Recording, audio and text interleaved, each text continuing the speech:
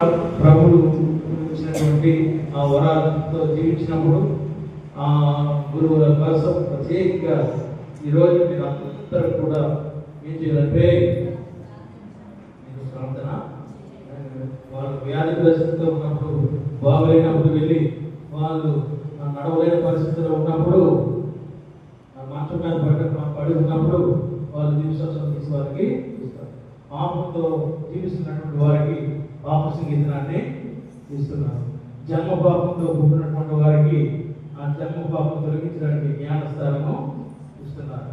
అపవాదిగా ఉన్నప్పుడు దేవుని బిడ్డలుగా వారు మారుస్తూ ఉన్నారు. ఇంకా దివ్య సంస్థాన బిడ్డలకు బిడ్డలకి క్రీస్తు శరీరాన్ని వాళ్ళకి ఇస్తున్నారు.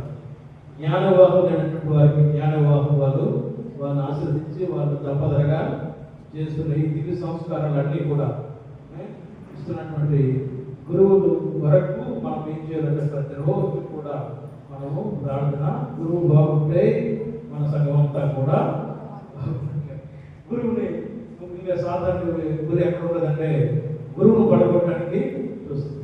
గొల్లవాడిని కొడితే గురువులన్నీ కూడా చాలా ఈజీ అయిపోతుంది పని. అంచేత గురువులు మీకు ఒక దయ్యం ఉంటే గురువుల మీద 7 దయ్యాలు పనిచేస్తూ ఉంటాయి.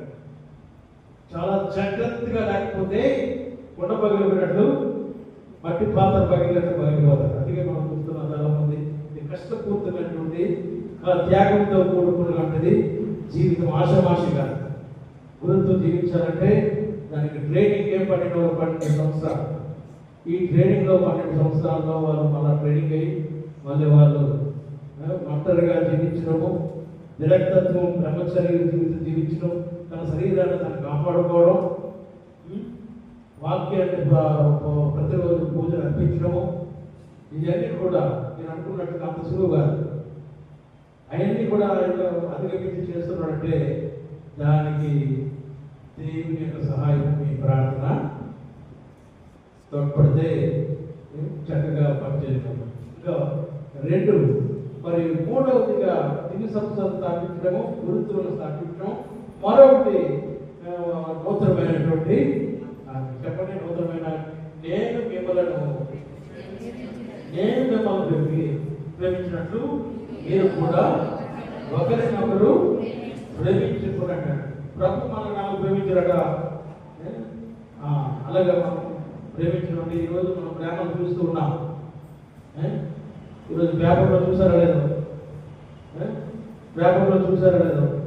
ఆ పేపర్లోని ఇదిగో యువతులను ఆకర్షించడానికి ఒక సైబర్